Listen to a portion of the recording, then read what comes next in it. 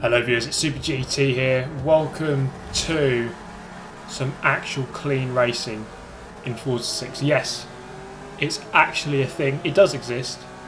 Not very often, but this is an example of it as we go into Catalonia National first corner. And that might be the first time I've ever got through there without any collisions at all. So always good to see. Now, the person ahead of me, GTR South, you may recognise that name from a very recent video in which we had a very good race around Yas Marina. Now that kind of thing is set to continue around the tarmac of Catalonia, just the national version, 5 laps, and this turned out to be an absolutely exhilarating race from start to finish. So as you can see, I am of course F4 GT tuned by JSR LeeCampbell, thank you by the way, and South is in the Celine S7, again another very good car for S class, and it seemed like they were very evenly matched around here. I think he just made a little mistake on the chicane there, lost a little bit, but you can see his acceleration is very good on the exit, the final turn. But I think just as we cross the line there, I start to gain as we reach the other end of the straight. So you can see here that my car perhaps slightly better in a straight line, but overall I'd say around this kind of track the gap between our cars is very small. I think we're pretty much equal around here. So on to lap 2, we have got a bit of a margin now over third place. I'm just trying to bide my time. So of course I am actually trying my hardest to try and keep up here, but keeping up is just hard enough in itself. Going for a pass is a whole nother task.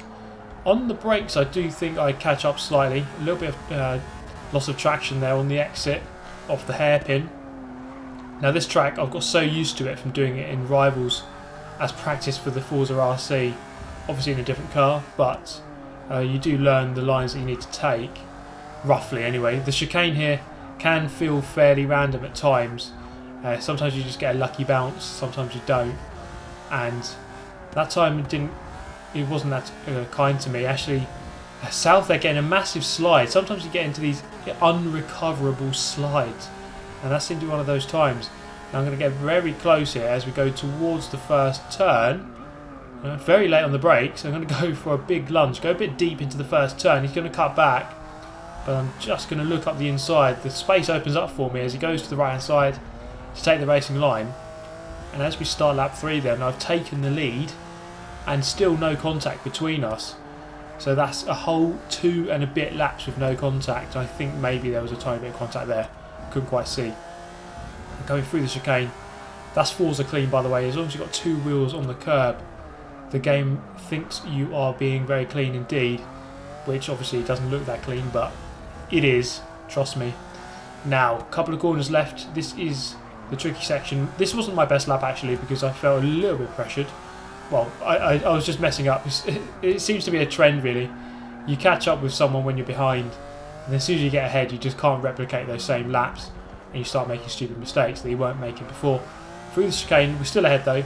That is the beauty of track position. If you can get ahead, then, well, you can just block the other guy off and there's not much you can do. I can still see that proximity arrow there. He is very close, but we do know that my car has slightly better speed down the straight, so going into the first corner I should just about be okay, but I do go a little bit deep. I'm expecting his car to appear on the right hand side, as it does. But just like on the previous lap, I've got the left hand side now for turn 2, and I can just about retain first place as we go uphill into the fast right. So slightly different than the normal GP circuit as you open up to this other section here with the chicane. So a slightly faster corner is that the right hander over the hill. Into the hairpin then, I can see again his proximity arrow just in the corner there. I'm just going to run him narrow, and that is the beauty of being on the outside. Sometimes you can just force them to take a very narrow line. He can't quite get the accelerator down as quick as he would like. That means I can drive away fairly easy on the outside. Now we've got just over a lap left. How is this one going to be resolved? It's going to get very interesting. Over the curb, not a very good line. He just goes to the back of me there as I was a little bit slow through the chicane. As we come through the final turn then, 1 lap remaining in what has been a very clean race. Yeah, actually I think this has been one of the better ones I've ever had in the game. And as we go into turn 1, look at the flags on the right hand side, braking pretty much halfway down them. He's actually got alongside here. And can we go for a repeat move into turn 2? Yes, we can, just about. I just about give him the space. Look at that. That is how you drive, guys, side by side without any contact at all. And he's done very well here to get to the inside line. He's given me plenty of space on the outside. This is not a corner I want to be going around the outside on, though.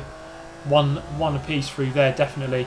You've got a little bit of a slide, though, coming through into the hairpin. I'm going to dive up the inside. Kind of hold him off on the outside.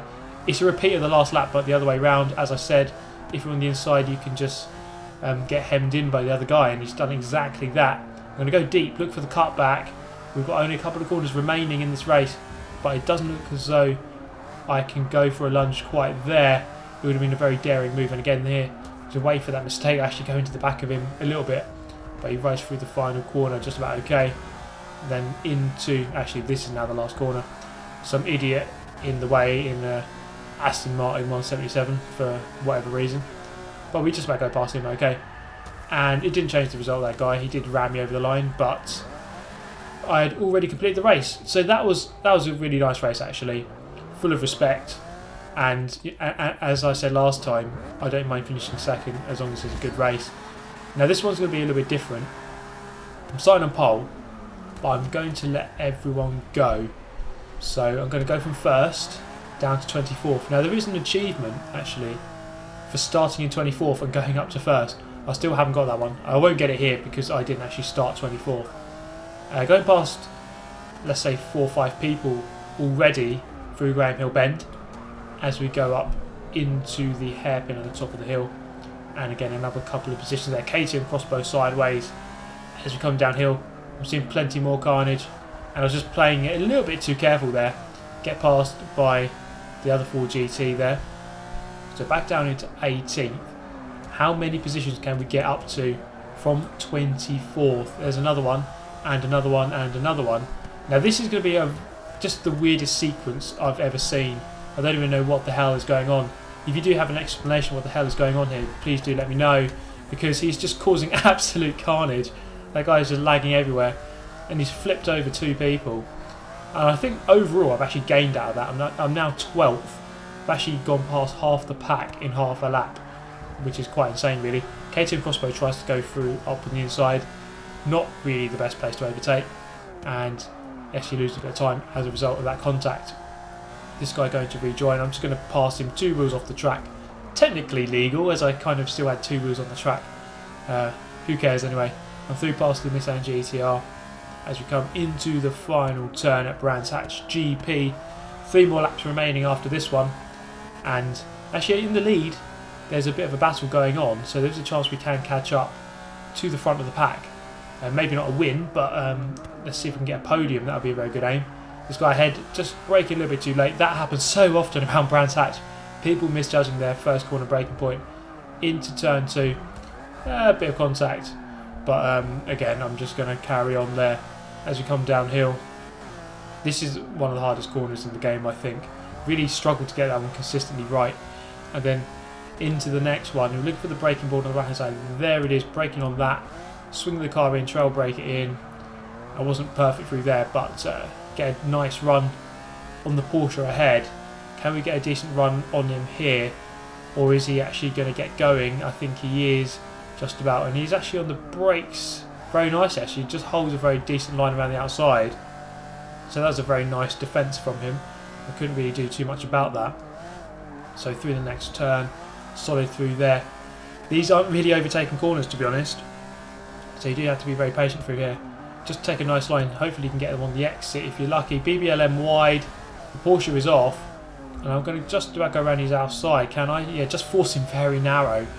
And I'm up into 7th place. 6th place is on, guys. It's just ahead of us. And there's a gap ahead to 5th place ahead of him. So we've got 2 laps. Half the race done now. Can we gain up a couple more positions?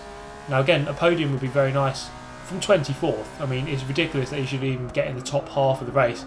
But it kind of just shows you how important the start of the race is. because if you start making big crashes, you're just going to lose so much time, so many positions, and then by overtaking, you're losing more time every time you have to overtake someone. Obviously, you still want to overtake people, but the more you have to overtake, then the more time you're going to lose over someone who doesn't have to overtake anyone, which is why it's very hard to overtake or catch up and overtake the leader of a race, as he doesn't have to really bother about anything. He can just lap at his own leisurely rate, unless he's getting rammed off by a guy in second or a back marker who's just gone backwards for the banter and just totally rammed the crap out of him, which is entirely possible and probably happens most of the time anyway, so I don't know what I'm talking about really. So we're catching up with the Carrera GT. Now in this lobby I was using the Carrera GT for a while, and then it turned out that everyone else wanted a piece of that action, so they decided to use it as well.